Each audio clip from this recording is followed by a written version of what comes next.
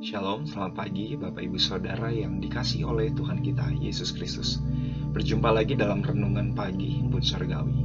Kiranya kasih Tuhan yang melimpah senantiasa bisa kita rasakan setiap waktu. Renungan hari ini saya beri judul Doa yang Pasti Tuhan Jawab, yang terambil dari kisah Bapak Abraham dalam kitab Kejadian pasal yang ke-18. Saya menyarankan Bapak Ibu Saudara bisa membaca satu perikop ini, tidak cukup panjang, jadi silakan membaca dan merenungkannya. Dan mari kita simak bersama renungan pagi hari ini. Kisah menarik dari seorang Bapak Abraham, di mana ketika dia berdoa, Tuhan menjawab ya, dan hal itu berulang hingga 5 kali. Pernahkah Bapak Ibu Saudara berpikir dan mungkin berharap, pasti pengen dong kalau doanya dijawab oleh Tuhan? Betul? Saya pun demikian, saya pun mau supaya doa saya dijawab oleh Tuhan. Dan mari saat ini kita mau belajar dari Bapak Abraham. Kala itu Bapak Abraham memohonkan agar Tuhan tidak menunggang-balikan kota Sodom dan Gomora, karena pikir Abraham di sana ada sanak saudaranya, yaitu Lot beserta keluarganya. Meskipun Abraham tidak serta-merta dalam pasal ini menyebutkan bahwa di kota Sodom Gomora ada Lot dan seisi keluarganya, namun dari permintaan doa yang dipanjatkan oleh Abraham, kita bisa melihat bahwa doa yang pasti dijawab oleh Tuhan adalah doa yang pusatnya bukan pada diri kita sendiri. Mari garis bawah ini, doa yang pusatnya bukan pada diri kita sendiri.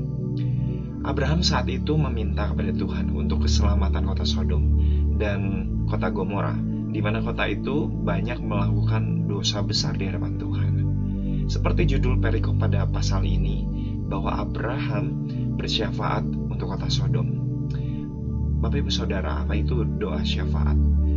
Syafaat merupakan doa yang isinya adalah permohonan kepada Tuhan untuk keperluan atau kebutuhan orang lain. Bapak Ibu Saudara, salah satu doa yang pasti dijawab oleh Tuhan adalah doa yang sifatnya merupakan permohonan bagi keperluan orang lain.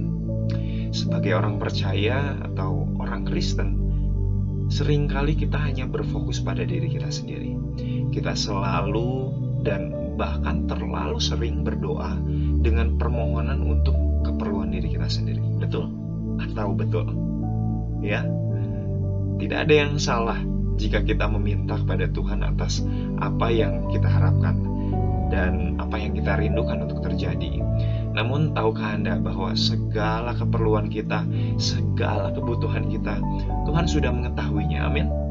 Hanya saja terkadang kita yang belum siap untuk menerima jawaban doa dan berkat yang sedang Tuhan persiapkan. Melalui renungan hari ini, mengingatkan kita agar kita tidak menjadi pribadi yang egois, yang hanya mementingkan kepentingan diri kita sendiri dalam segala doa yang kita panjatkan. Seperti Abraham, sudahkah kita berdoa untuk orang lain?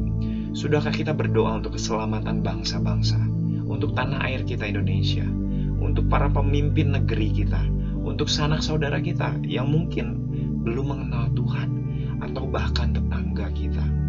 Hingga pada akhirnya, apakah kita mengingat musuh atau orang yang mengecewakan kita, orang yang membuat kita sakit hati, dan membawanya dalam doa serta memohonkan berkat bagi mereka?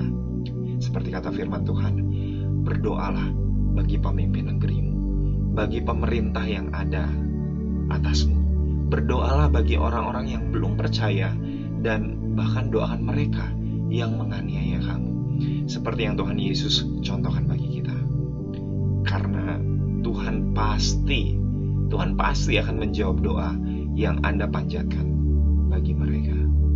Silakan Anda bisa mengambil waktu sejenak untuk bersyafaat bagi kebutuhan atau keperluan orang-orang lain kepada Tuhan. Dan selamat beraktivitas.